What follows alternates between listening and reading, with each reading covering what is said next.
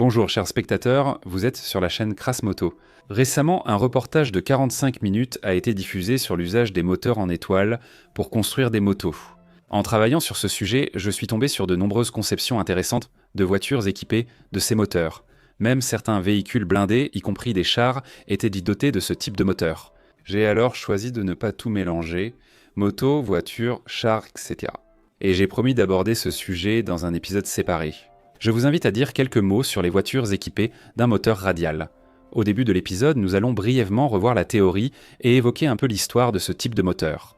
Tout cela pour que cet épisode soit vu indépendamment du précédent. Cependant, à ceux qui n'ont pas vu l'épisode sur les motos, je recommande de le regarder. Je pense que cela vous plaira. Eh bien, installez-vous confortablement et prenez quelque chose à grignoter. Bon visionnage.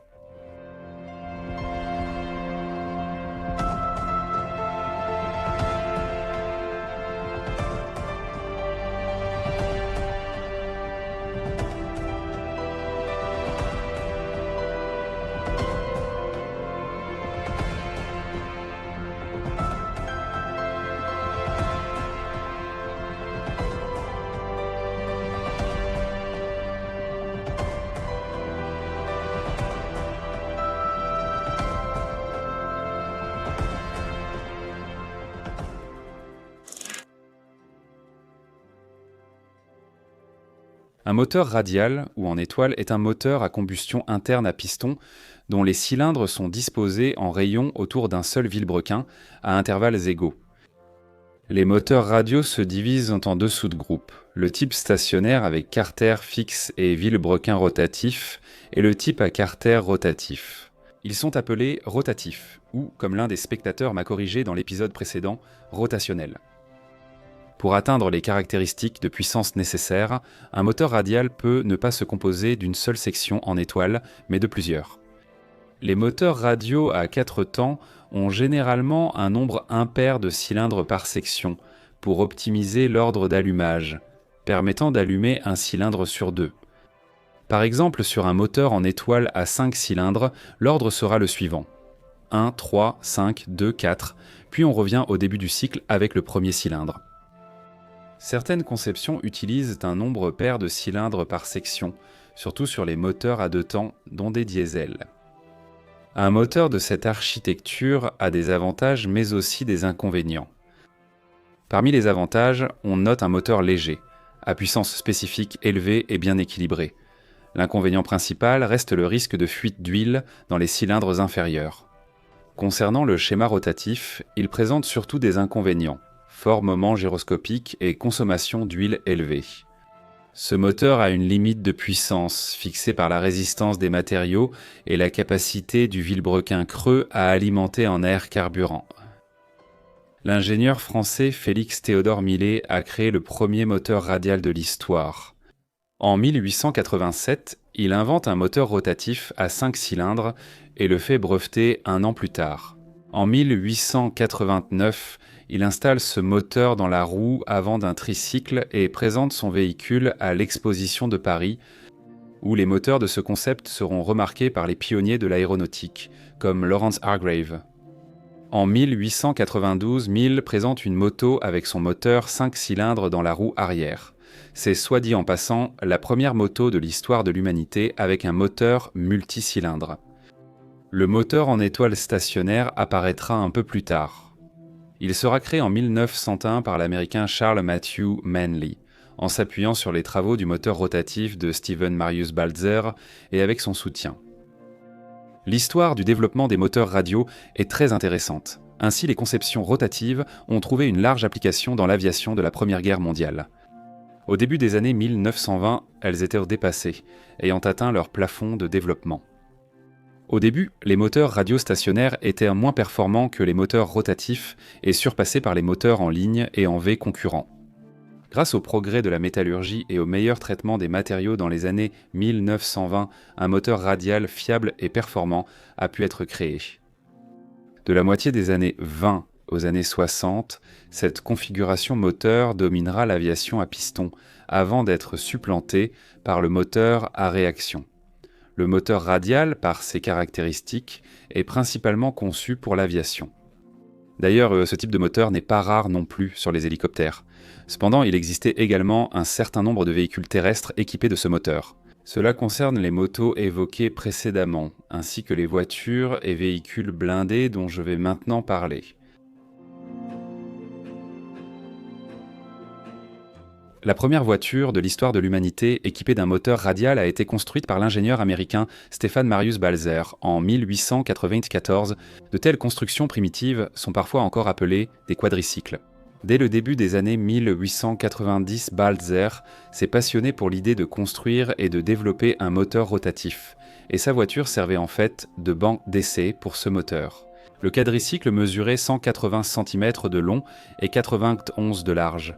Le moteur 3 cylindres à refroidissement par air tournait autour d'un vilebrequin fixe. Faites attention à l'ensemble d'engrenages à sa droite. Il s'agit d'une boîte de vitesse à 3 rapports et de la transmission principale. En 1897, Balzer avait construit 3 voitures et, en même temps, développé une version à 5 cylindres du moteur rotatif. Lorsque le président de la Smithsonian Institution, Samuel Langley, a appris ces développements, il a commandé à Balzer un tel moteur pour un avion expérimental. Et c'est déjà en collaboration avec Manley qu'un moteur radial stationnaire sera créé. À noter que l'entreprise de Balzer n'a pas connu de succès. Steven a choisi d'être mécanicien et est décédé en 1940. Le manuel d'histoire mentionne son quadricycle comme la première voiture à essence fabriquée aux États-Unis. Le 16 mai 1899, Balzer a offert à l'Institut Smithsonian l'un de ses prototypes. C'était la première voiture offerte à cette collection. Elle s'y trouve encore aujourd'hui. La seconde voiture vient aussi des États-Unis. En 1883, les frères Eugène et Herbert Adams ont acquis l'usine métallurgique Roberts and Landworthy Iron Work à Dubuque, dans l'Iowa, qui est finalement devenue la Société Adams. En 1895, un ingénieur talentueux, Fay Olivier Farwell, rejoint l'entreprise. Et à peu près à la même époque, il commence à travailler sur un prototype de voiture doté d'un moteur rotatif radial à 3 cylindres, dont l'axe était disposé verticalement. Farwell a terminé le premier prototype en 1898. En fait, il s'agissait d'un équipage dont le moteur était installé entre les roues avant. Cela s'est avéré peu pratique, c'est pourquoi sa deuxième voiture, appelée logiquement numéro 2, avait un moteur installé à l'arrière, comme toutes les voitures suivantes d'Adams Farwell. Un peu plus tard, un moteur à 5 cylindres a été développé. Il sera installé sur les voitures à partir de 1906 et ce sera la dernière année d'utilisation du moteur à 3 cylindres. On sait peu de choses sur le prototype numéro 4 qui ressemblait probablement au numéro 3 et a été vendu à l'un des habitants de Dubuque. Le numéro 5 a été dévoilé au Salon automobile de Chicago en février 1905 et les premières commandes ont été prises. Avec quelques modifications mineures, il est entré en production très limitée sous le nom de Model 6, avec un moteur 3 cylindres de 4 litres et une puissance de 25 chevaux. En parlant de son moteur, la société Adams Farwell utilisait souvent le slogan « Il tourne comme une toupie ». En 1906, une 6.5 places fut lancée, avec carrosserie allongée et moteur 5 cylindres de 45 chevaux, d'une cylindrée de 8044 cm3. Un an plus tard, plusieurs versions du modèle Sept sont sorties, toutes avec le moteur de 45 chevaux. Le modèle With a Gentleman's Speed Roadster a reçu le châssis le plus court et un moteur plus puissant. Cette voiture de sport était très rapide pour l'époque. Sa vitesse maximale atteignait environ 120 km/h. En 1907, la plupart des modèles ont disparu, et Adams Farwell ne proposait plus que le modèle amélioré 7A Touring, désormais avec un empattement encore plus long et un prix plus élevé. Les modèles de base coûtaient environ 2500 $, tandis que la Gentleman's Speed Roadster valait 4000 $. C'était une somme énorme pour l'époque. En 1908, un nouveau modèle, la 9, est apparu avec une puissance de 50 chevaux. C'était la première Adams Farwell équipée d'une nouvelle boîte de vitesse originale à 4 rapports. Cette gamme d'Adams Farwell a été proposée jusqu'en 1912 ou 13 selon les sources. Ensuite, la production de voitures s'est arrêtée après environ 200 exemplaires fabriqués. Les prix élevés ont tué cette production. À l'époque, le pium était dans cette assaisé. La plupart des voitures américaines coûtaient entre 1100 et 1700 $, alors que la Ford Model T était à 850 $. D'ailleurs, à cette époque, Ford, avec ses méthodes de production de masse automobile, allait enterrer de nombreuses entreprises concurrentes. La version modifiée du moteur Adams-Farwell a été utilisée dès 1907 sur les hélicoptères expérimentaux de Berliner. Un moteur Gnome va bientôt apparaître en France et deviendra célèbre grâce à de nombreux records. Les moteurs Gnome reprenaient en fait les principales caractéristiques du moteur Farwell. Plus tard, certaines entreprises copieront n'importe quoi la conception du Gnome. La méthode suivante vient de Grande-Bretagne. Colin Lucas était un ingénieur anglais réputé dans les années 1920 et 1930. On sait qu'en collaboration avec Oliver North, il a construit une voiture avec un moteur radial en 1922. La voiture Nord de Lucas avait un moteur en étoile fixe à 5 cylindres 4 temps, 2460 cm3 und les cylindres étant disposés dans un plan horizontal, et la boîte de vitesse se trouvait en dessous. Le moteur était situé à l'arrière de la voiture. La Nord Lucas atteignait 85 km/h max. La caractéristique distinctive de cette voiture était sa forme aérodynamique intéressante. La carrosserie rappelait un bateau et il n'y avait qu'un seul phare placé au centre. Cette voiture est jugée révolutionnaire pour son design. Apparemment, un seul exemplaire du Nord Lucas radial de la société Chelsea Motor Building a été construit. Selon un article de Motorsport de mai 1991, cette voiture a parcouru 105 000 km de 1922 à 1928 sans panne ni défaillance majeure. Lafitte est une voiture française produite à Paris entre 1923 et 1928 par la société, appartenant à Théodore Lafitte. Théodore était connu pour ses innovations et le cycle-car de sa conception utilisait ses développements. La Lafitte avait un moteur radial 3 cylindres de 736 cm3 et 22 chevaux. Ce moteur était installé dans une cage mobile, avec un système de transmission du couple aux roues uniques. C'était une transmission à friction à rapport variable. Le volant d'inertie en acier du moteur était sphérique et la partie opposée de l'embrayage, concave, était couverte d'un matériau de friction en papier. Le conducteur, en modifiant la position du bloc moteur, pouvait contrôler ce processus. En Angleterre, la voiture coûtait environ 100 livres. Lors de la dernière année de production, une version sportive de 25 chevaux dotée d'un moteur de 900 cm3 a été lancée. La version sportive du cycle-car atteignait 100 km/h. Julien Braun est le créateur de la voiture Julien Sport Coupé. Beaucoup d'hommes d'affaires donnent à leur entreprise un nom basé sur leur nom de famille. Julien a fait le contraire et a nommé sa société d'après son prénom. En fait, Julien Braun était une personne assez excentrique.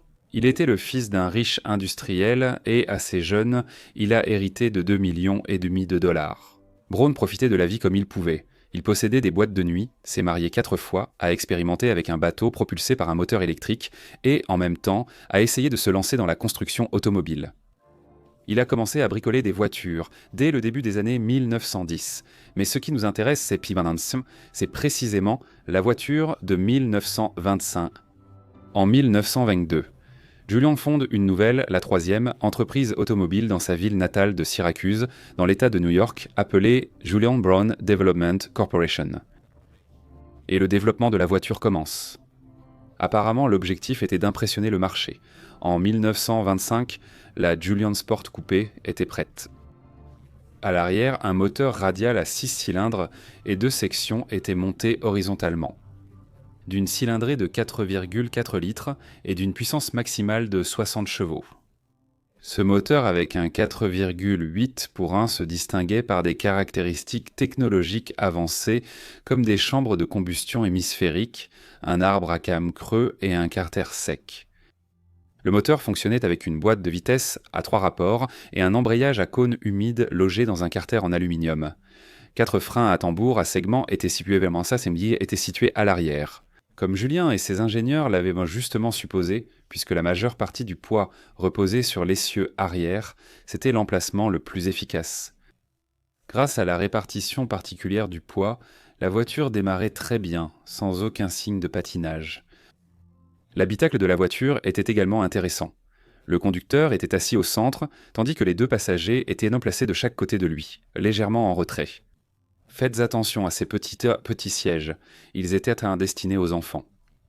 Le design de la carrosserie a été conçu par Julian lui-même, et sa fabrication a été confiée à la société américaine de carrosserie Fleetwood. Le châssis et la partie roulante ont été envoyés à Fleetwood, en Pennsylvanie, où la carrosserie a été fabriquée en aluminium léger. La publicité vantait que la Julian Sport Coupé coûterait environ 2500 $. Le prototype a souhaité bien arriver à l'exposition de New York, mais n'a reçu aucune précommande. Brown n'a pas pu lancer la production seul et la société a fait faillite. La même année, en 1925, la voiture unique a été conservée jusqu'en 1949 dans une grange, puis elle a été vendue à un riche collectionneur. En 1966, le coupé sportif Julian a été restauré par Bill Harrah. Depuis, la voiture parcourt les expositions de voitures anciennes, surprenant les visiteurs. Actuellement, à l'écran, vous voyez un concept très intéressant signé Hans Rohrbach. L'idée était d'intégrer un moteur radial dans chaque roue, ou du moins dans 2 roues. Inutile de préciser que cette idée est plutôt farfelue.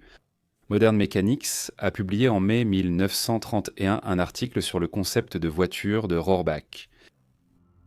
Voici cette voiture ressemblant à une fusée qui a été construite en 1932 dans un seul but, établir un nouveau record de vitesse. En 1932, le record absolu appartenait à la voiture Bluebird, pilotée par Malcolm Campbell. En février 1931, il a atteint 396 km/h, puis 404 km/h un an plus tard. René Stubb, pilote français, a tenté de battre le record avec sa voiture conçue par lui-même. L'engin record a été construit à Paris de 1930 à 1932. Les ingénieurs ont intégré dans la conception 3 moteurs radio d'aviation à 9 cylindres Jupiter fabriqués par la société britannique Bristol. Chacun des moteurs développait en version standard une puissance maximale de 480 chevaux, bien qu'on puisse trouver des affirmations selon lesquelles les moteurs auraient été portés à 600 voire 800 chevaux. Pour démarrer les 3 moteurs d'avion, on utilisait un moteur séparé de celui de la voiture voisin. Ce moteur était également utilisé pour les déplacements à basse vitesse. Sur ces images d'archives, vous pouvez voir cette même voiture circuler dans les rues de Paris. Selon Stapp, la voiture pouvait atteindre 600 km/h, mais elle n'a jamais pu démontrer tout son potentiel. René envisageait d'aller aux États-Unis pour battre le record de Malcolm Campbell à Daytona Beach. Avant cela, il a choisi de tester sa création sur la plage de la Baule, où se tenaient aussi fréquemment des courses. Le 26 avril 1932, lors des préparatifs pour une course de vitesse, la création de Stapp a pris feu et a complètement brûlé. René a réussi à s'en sortir. Le magazine italien La Tribuna Illustrata du 8 mai 1932 rapportait que Stapp s'était cassé le genou et que son mécanicien avait été légèrement blessé lors de l'incendie. À ce jour, on sait très peu de choses sur cette voiture et son histoire est remplie de rumeurs et de spéculations. La voiture de Roy J. Meyers est remarquable non pas tant par son moteur radial à 6 cylindres que par le principe de fonctionnement de l'installation. C'est une pneumomobile où, plus simplement, l'air comprimé dans 4 réservoirs situés derrière le conducteur met le moteur en mouvement, lequel à son tour fait avancer la voiture. Plusieurs journaux et le magazine Popular Science ont écrit sur Meyer et son véhicule en 1932. Cependant, on ne sait pratiquement rien sur le sort ultérieur du projet, ni sur ses caractéristiques. Il n'est même pas clair si la voiture fonctionnait réellement. Monaco-Trossi. Cette voiture a été construite pour la course, et c'est sans doute l'une des voitures de Grand Prix les plus inhabituelles. Au départ, pour créer la voiture de course, Augusto Monaco a uni ses efforts à ceux d'un ingénieur nommé Giulio Aimini, et ce groupe a reçu le soutien d'un certain employé influent de la société Fiat. Les installations de Fiat ont été utilisées pour créer et tester le moteur radial. Cependant, dès que le moteur a été construit et testé, un certain nombre de problèmes sont apparus. Et Fiat a rapidement refusé d'investir davantage d'argent dans ce projet. Augusto a dû chercher de nouveaux sponsors et il en a trouvé un. C'était le pilote et comte Félicite Rossi qui courait avec succès pour Alfa Romeo. La voiture a été construite dans l'atelier de Trossi et présentée au public à l'Autodrome national de Monza en juillet 1935 pour les essais et les séances de qualification dans le cadre de la préparation au Grand Prix d'Italie. Quelques mots sur la structure du moteur et les caractéristiques de la monoplace. Monaco Trossi était équipé d'un moteur radial de temps à 16 cylindres d'une cylindrée de 3982 cm3. Le diamètre du cylindre était de 65 mm, la course du piston de 75. Les cylindres étaient disposés en 2 rangées de 8, chaque cylindre avant et arrière étant dans un même bloc. La chambre de combustion était commune pour les cylindres jumelés.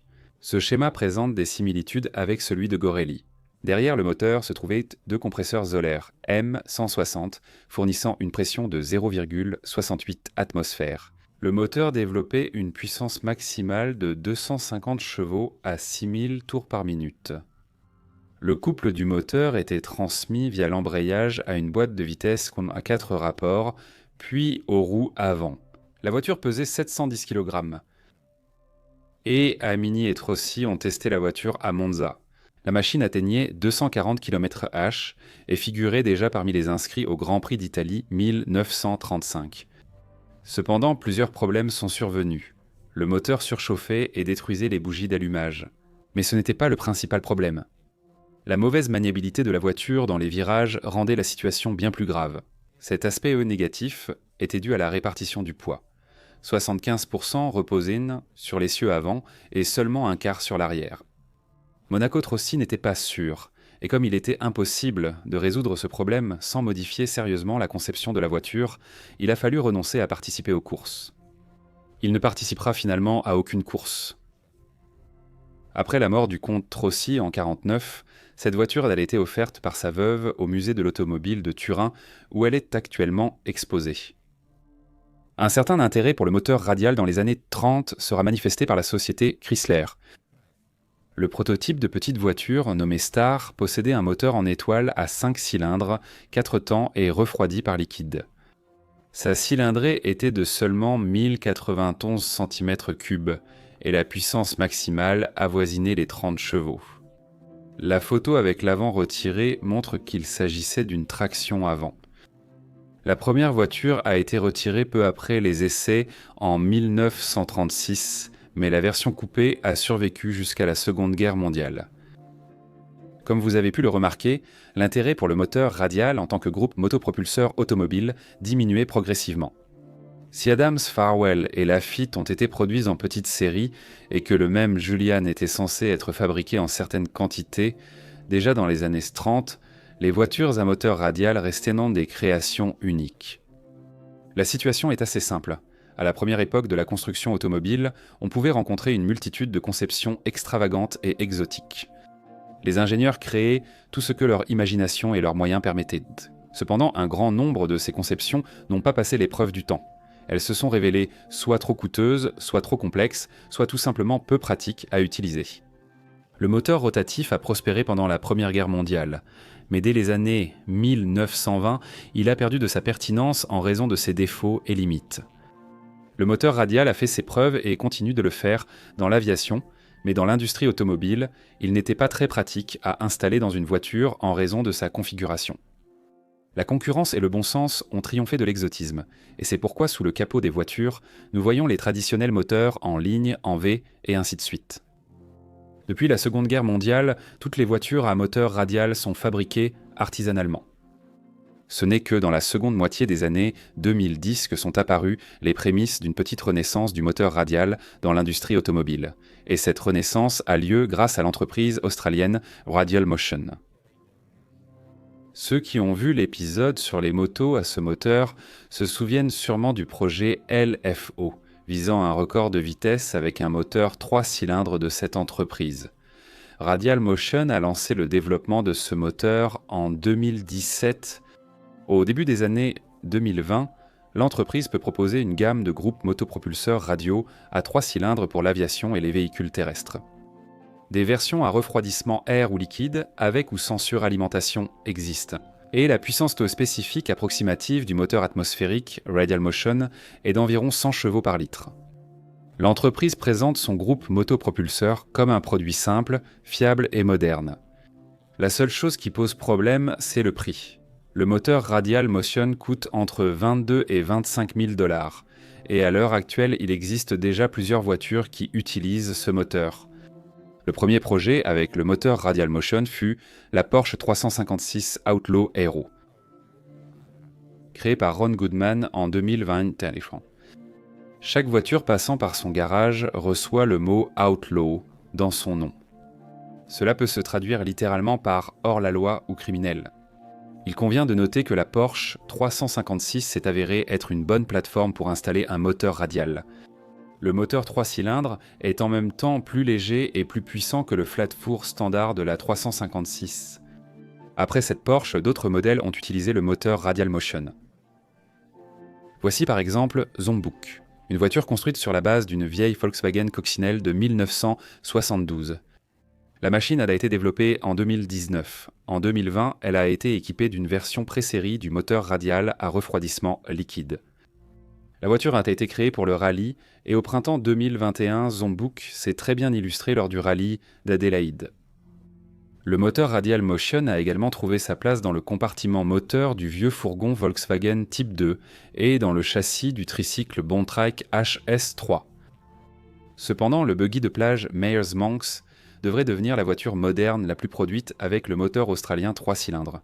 Le Meyers Manx a été conçu par l'ingénieur visionnaire Bruce Myers au début des années 60. C'est sûrement la voiture la plus célèbre à carrosserie en fibre de verre.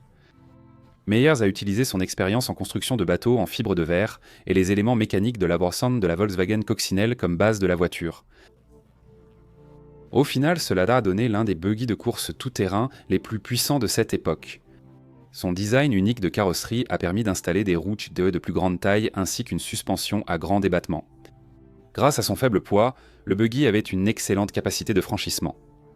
La victoire de Meyers Manx à la course Mexican 1000 en 1967 a marqué un événement mondial, le précurseur de la Bajamil moderne. Le buggy a été produit de 1964 à 1971 sous forme de kit à assembler soi-même. Après le départ de Myers de l'entreprise et des problèmes fiscaux, la production a été arrêtée. Cependant, en 2000, la société Meyers Manx a été fondée et la production a repris. Jusqu'à récemment, ces buggy utilisaient des moteurs 4 cylindres de la Volkswagen coccinelle. Et voilà qu'en 2023 apparaissent des kits pour construire des buggy avec le moteur 2 litres Radial Motion.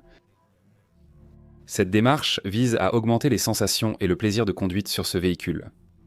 Bruce Myers est malheureusement décédé en 2021 à 94 ans avant cet événement. Cependant, son œuvre continue de vivre sous la direction attentive des nouveaux propriétaires de l'entreprise. En ce qui concerne les autres voitures personnalisées, examinons-en quelques-unes parmi les plus célèbres. Le premier, c'est ce vieux pick-up Plymouth de 1939 équipé d'un moteur d'avion Jacobs Air 755. Les photos de ce Plymouth apparaissent pendant presque immédiatement lorsque l'on recherche des voitures avec un moteur radial. L'idée de créer cet engin est venue à Gary Corns et à ses fils Eric et Adam grâce à leur passion pour l'aviation. Gary a acheté ce pick-up américain classique de la fin des années 30 pour quelques centaines de dollars. Il y a 30 ans, voire plus, il est resté longtemps à l'arrière-cour, attendant son sort. Le moteur provenait d'un hydravion hors service. Le 755 est un moteur radial à 7 cylindres d'une cylindrée de 12,4 litres et d'une puissance maximale de 300 chevaux. La voiture unique a été prête en 2016. En termes de design, chaque détail de ce hot rod fait référence à l'aviation. Il y a la carrosserie en métal brut avec de nombreux rivets, l'intérieur de la cabine avec tous les instruments et leviers, ainsi que les commandes dupliquées. On a obtenu un excellent show truck, qui est peu adapté à la conduite quotidienne, mais diablement attirant. Impossible d'ignorer cette création artisanale du Wolf. C'est une machine équipée d'un moteur radial à 9 cylindres construite sur la base de la micro-voiture Gogo Mobile, qui a été produite par la société de 1955 à 1969. À l'origine, cette micro-voiture allemande était équipée d'un moteur d'une cylindrée allant de 250 à 400 cm3. Cependant, Uwe, admirant les aviateurs allemands, a eu un coup de folie et a installé sur ce châssis un moteur radial à 9 cylindres de 10,2 litres de cylindrée, développant 360 chevaux. La voiture doit été conçue entre 2006 et 2009, et sur la chaîne de Wolf appelée Die Werk, il y a une série de vidéos consacrées à ce projet. ou encore la Toyota Mark II de 2011. Avec un moteur d'avion Kinner à 5 cylindres intégrés qui était initialement installé sur l'avion Ryan Primary Trainer, 22 recrues utilisé par le corps aérien de l'armée américaine pendant la Seconde Guerre mondiale pour la formation des pilotes. Il a fallu beaucoup d'efforts pour installer ce moteur en étoile de 160 chevaux dans la carrosserie d'une voiture japonaise. Nous n'examinerons pas en détail toutes les voitures artisanales, l'idée principale est claire. Et sur cette note, passons au chapitre suivant, consacré aux véhicules blindés équipés d'un moteur radial. Les chars et autres véhicules militaires équipés d'un moteur en étoile constituent une page à part, intéressante de l'histoire. Tous ces véhicules viennent des États-Unis. Les États-Unis étaient en retard sur les Britanniques et les Français dans la construction de chars pendant la Première Guerre mondiale. Ils avaient entre eux leur propre développement et idées, mais, comme c'est souvent le cas, ils n'ont pas prêté attention à leurs propres modèles et ont commencé à produire ceux des autres. En 1917, la production prévoyait 4440 Renault FT et 3000 chars britanniques, marque 8 appelés Liberty aux États-Unis. Seuls 3 des premiers et 7 des seconds furent ces produits jusqu'à la fin de la guerre. Les États-Unis finançaient poussé mal le développement des chars pendant l'entre-deux-guerres, et les ingénieurs américains avaient un peu d'expérience dans leur conception. Entre 1920 et 1934 inclus, seulement 31 chars furent construits. Il y a seulement 31 chars au total, pas plusieurs exemplaires de modèles différents. Au début des années 30, la situation évolue. Les officiers militaires comprennent que le monde est au seuil d'une guerre, et que cette guerre sera mécanisée. À cette époque, les constructeurs de chars américains, tout comme leurs homologues d'autres pays, s'appuyaient sur des moteurs d'origine automobile. Ce phénomène était courant à l'époque. Cependant, les Américains n'avaient pas de chance avec les moteurs automobiles, et il a fallu trouver un groupe motopropulseur alternatif. Ce fut le moteur en étoile d'aviation qui fut choisi. Les moteurs les plus adaptés se sont avérés être les blocs à 7 et 9 cylindres refroidis par air. Par exemple, le Wright Air-Sept 160 Whirlwind apparu en 1929 d'une cylindrée de 12,4 litres. Ces moteurs radiaux refroidis par air se sont révélés optimaux pour les chars légers américains. Sous licence, Continental produisait les versions pour chars du moteur, nommées R670. Ce n'est pas que le moteur radial était idéal pour une utilisation dans un char, mais il s'intégrait parfaitement dans le concept du châssis de Gary Knox. Le moteur était haut, ce qui se remarque d'ailleurs dans le profil du véhicule. D'un autre côté, il était court et son poids n'était que de 260 kg pour une puissance de 250 chevaux. Il n'est pas étonnant que le Continental R670 ait longtemps été sans alternative. Dès la fin des années 30, on a tenté de remplacer le Continental. Le moteur était gourmand, exigeait un carburant à haut indice d'octane, avait des soucis de démarrage et une durée de vie décevante. L'autre option était le moteur diesel radial, Giberson T1020. Le moteur radial a été installé pour la première fois sur le char léger M1 en 1935. D'ailleurs, c'était le premier char de série produit aux États-Unis après 1918. Le M1 a été produit à 113 exemplaires, dont une trentaine étaient équipés du moteur Giberson. Les autres utilisés sur le Continental. La même année, le char léger M2 reçoit un moteur R670, qui équipera aussi certains chars M3 Stuart et le véhicule Amphibie Landing Vehicle Tracked de Vought Buffalo. Pour les véhicules plus lourds, il a été décidé d'utiliser le moteur Wright R9 175 à 9 cylindres de 400 chevaux, qui était également produit pour les chars par l'entreprise Continental. Parallèlement, Wright fabriquera 7000 moteurs similaires pour l'aviation et Continental 53 000 pour les véhicules terrestres. Le R9 175 fut intégré dans le blindage de véhicules comme le char moyen M2, le M3 Lee et le chasseur de chars M18 L4, le tueur de chars américain le plus efficace de la Seconde Guerre mondiale, sur les canons automoteurs M44 et M7 Priest. Et le Wright R9 175 était également installé sur le char le plus largement utilisé par les États-Unis et leurs alliés occidentaux pendant la Seconde Guerre mondiale. C'est le M4 Sherman. Le Sherman s'est révélé fiable, relativement peu coûteux à produire et disponible en grand nombre, et il a également servi de base à la création d'autres véhicules blindés de combat.